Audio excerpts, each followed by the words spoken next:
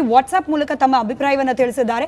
ಮೈಸೂರು ಹೆಸರು ಹಾಳು ಮಾಡೋಕೆ ಡ್ರಗ್ಸ್ ಫ್ಯಾಕ್ಟರಿಗಳು ಮಾಡ್ತಾ ಇದ್ದಾರೆ, ಇದರ ಹಿಂದಿರುವ ಕಾಣದ ಕೈಗಳನ್ನ ಪೊಲೀಸರು ಪತ್ತೆ ಹಚ್ಚಬೇಕು ಅಂತ ಹೇಳಿ ನಮ್ಮ ಕನ್ಸರ್ನ್ ಕೂಡ ಅದೇ. ಆನಂದ್ ಅವರೇ, ನಾಗೇಂದ್ರ ಸರ್, ಈಗ ಹೆಂಗೆ ಸಿಗ್ತಾ ಇದೆ ಅನ್ನೋದ್ರ ಬಗ್ಗೆ ನಮ್ಮ ತಂಡ ರಿಸರ್ಚ್ ಮಾಡಿದಾಗ ನೋಡಿ, ಲೋಕಲ್ ಹುಡುಗರು ಅಂತೆ ಆನ್ಲೈನ್ ವೆಬ್ಸೈಟ್ಗಳ ಮೂಲಕ ಡ್ರಗ್ ಅಂತೆ, ಕಾಲೇಜ್ ಹತ್ರ ಇರೋ ಬೇಕರಿಗಳು, ಈ ರೆಸ್ಟೋರೆಂಟ್ ಪಬ್ ಅಂತೂ ಬಿಟ್ಬಿಡಿ, ಬೆಂಕಿ ಪೊಟ್ನ ಚಾಕ್ಲೇಟ್ ಅಲ್ಲಿ ಇಟ್ಟುಬಿಟ್ಟು ಡ್ರಗ್ ಗಳನ್ನ ಕೊಡ್ತಾ ಇದ್ದಾರೆ ಅಂತ ಹೇಳಿ.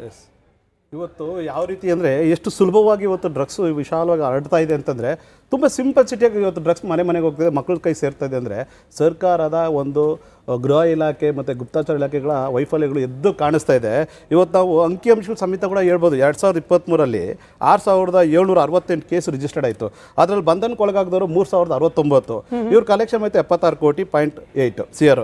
ಅದೇ ರೀತಿ 24ರಲ್ಲಿ 4168 ಕೇಸ್ ರಿಜಿಸ್ಟರ್ಡ್ ಆಗುತ್ತೆ. ಅದರಲ್ಲಿ ಇವರು ಬಂಧನ ಮಾಡಿರೋದು 2466 ಕೇಸ್ಗಳು ಮಾತ್ರ. ಕಲೆಕ್ಟ್ ಮಾಡಿರೋದು 148 ಕೋಟಿ CRನ ಕಲೆಕ್ಷನ್ ಮಾಡಿದ್ದಾರೆ. ಸೊ 2025ರಲ್ಲಿ 5930.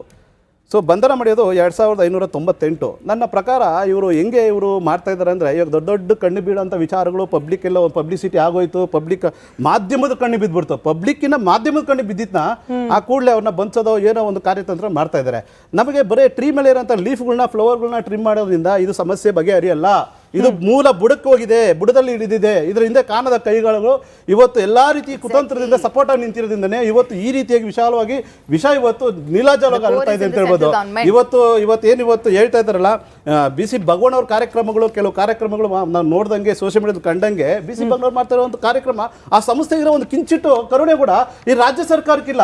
ಇವತ್ತು ಆ ಸಂಸ್ಥೆ ಇಂಡಿವಿಜುವಲ್ ಆಗಿ ಹೋಗಿ ಇವತ್ತು 14 ಜಿಲ್ಲೆಗಳಲ್ಲಿ ಕಾರ್ಯಕ್ರಮ ಮಾಡಿದೆ. ಒಂದು 10,000 ಜನ ಹುಡುಗರು ಸೇರಿಸಿ ಅಲ್ಲಿ ಮ್ಯಾರಥಾನ್ ಮಾಡ್ತಾ ಇದ್ದೇವೆ. ಇವತ್ತು 80,000ದಿಂದ 1.5 ಲಕ್ಷ ಹುಡುಗರನ್ನ ಸೇರಿಸಿ ಇವತ್ತು ಒಂದು ಅವೇರ್ನೆಸ್ ಕಾರ್ಯಕ್ರಮ ಕೊಡ್ತಾ ಇದೆ. ಈ ಒಂದು ಕಾಲೇಜ್ ಈ ಸರ್ಕಾರದ ಕೆಲಸ ಅಲ್ಲ, ಈ ಸರ್ಕಾರ ಆಗ್ತಾ ಇಲ್ಲ. ಅವೇರ್ನೆಸ್ ಕಾರ್ಯಕ್ರಮ ಕೊಡ್ತಾ ಇದೆ. ಇವತ್ತು ರಾಜೀವ್ ಗಾಂಧಿ ಹೆಲ್ತ್ ಸೈನ್ಸ್, ಒಂದು ನಿಮಿಷ, ರಾಜೀವ್ ಗಾಂಧಿ ಹೆಲ್ತ್ ಸೈನ್ಸ್ ಇರತ್ತ ಕೇಳು, ಆ ಸಂಸ್ಥೆಗೆ ಇರತ್ತ ಒಂದು ಬೇಕಾದಂತ ಒಂದು ಕಾಳಜಿ ಈ ರಾಜ್ಯ ಸರ್ಕಾರಕ್ಕೆ ಹಾಕಿಲ್ಲ, ಸಚಿವರಿಗೆ ಹಾಕಿಲ್ಲ, MLA ಹಾಕಿಲ್ಲ, ಮಿನಿಸ್ಟರ್ಗೆ ಹಾಕಿಲ್ಲ. ನೋಡಿ, ಇವತ್ತು ನಾವು ಕೇಳ್ತಿರೋದು ಗೃಹ ಇಲಾಖೆ ಏನ್ ಮಾಡ್ತಾ ಇದ್ದಾರೆ, ಸರಿ ಗುಪ್ತಚರ ಇಲಾಖೆ ಏನ್ ಮಾಡ್ತಾ ಇದ್ದಾರೆ.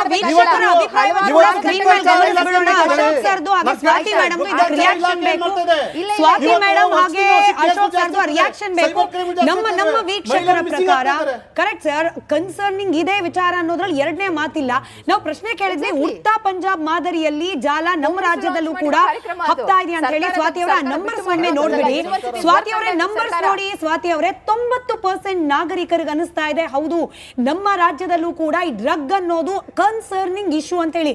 ಸ್ವಾತಿ ಅವರೇ 30 ಸೆಕೆಂಡ್ ನಿಮ್ಗೆ, 30 ಸೆಕೆಂಡ್ ಅಶೋಕ್ ಸರ್ಗೆ ಕ್ವಿಕ್ಲಿ. ನಮಗೆ ಆಕ್ಷನ್ ಮೋಡ್ ಬೇಕಪ್ಪ, ಆಕ್ಷನ್ ಮೋಡ್ ಇದನ್ನ ತಡೆಯಕ್ಕೆ ನಾನು ಬಹಳ ಸ್ಪಷ್ಟವಾಗಿ ಹೇಳ್ಬಿಡ್ತೀನಿ. 2013ರಿಂದ 2018 ತನಕ ನಮ್ಮ ಸರ್ಕಾರದ ಅವಧಿಯಲ್ಲಿ ಮುಗಿದ ನಂತರದಲ್ಲಿ ಒಂದು ದೊಡ್ಡ ಮಟ್ಟದಲ್ಲಿ 19ರ ಆಸ್ಪಾಸ್ನಲ್ಲಿ, I am going this on record and you can also check it as a journalist.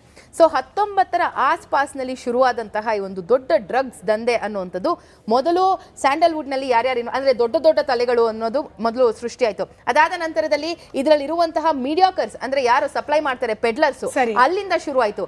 ಇದಾದ ನಂತರದಲ್ಲಿ ಅಷ್ಟೊತ್ತಿಗಾಗಲೇ ಅದು ಕಾಲೇಜ್ಗಳಲ್ಲಿ ಹರಡುಬಿಟ್ಟಿತ್ತು.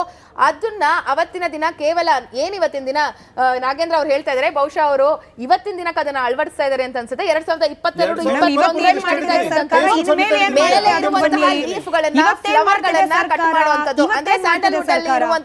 ಜನರನ್ನ ಟಾರ್ಗೆಟ್ ಮಾಡಿದ ತಕ್ಷಣ ಏನು ಕೆಳಮಟ್ಟದಲ್ಲಿ ಅಂತಂದ್ರೆ ಕಾಲೇಜ್ಗಳಲ್ಲಾಗಿರ್ಬಹುದು, ಸ್ಕೂಲ್ಗಳ ಹತ್ರ ಆಗಿರಬಹುದು, ಇಲ್ಲಿ ಯಾವ ಡ್ರಗ್ಗಳು ಮಾರಾಟ ಆಗ್ತಾ ಇದೆ ಇದು ಹೊರಗಡೆ ಬರೋದಕ್ಕೆ ಸಾಧ್ಯ ಆಗ್ಲಿಲ್ಲ. ಆದ್ರೆ ನಮ್ಮ ಸರ್ಕಾರ ಬಂದ ನಂತರದಲ್ಲಿ we are going to the roots. Actually ಇವತ್ತಿನ ದಿನ ಇಷ್ಟು ಪ್ರಕರಣಗಳು ಹೊರಗಡೆ ಯಾಕೆ ಬರ್ತಾ ಇದೆ ಅಂತಂದ್ರೆ ಈ ಡ್ರಗ್ ದಂಧೆ ಶುರುವಾಗಿರುವಂತದ್ದು ನಿನ್ನೆ ಮೊನ್ನೆಯಿಂದ ಆಗಲ್ಲ.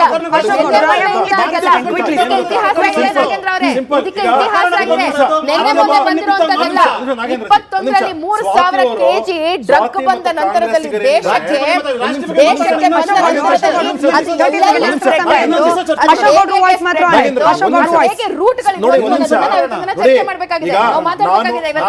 ಬಿಜೆಪಿ ರೆಪ್ರೆಸೆಂಟ್ ಮಾಡ್ಕೊಂಡು ಸ್ವಾತಿ ಅವರು ಕಾಂಗ್ರೆಸ್ ರೆಪ್ರೆಸೆಂಟ್ ಮಾಡ್ಕೊಂಡು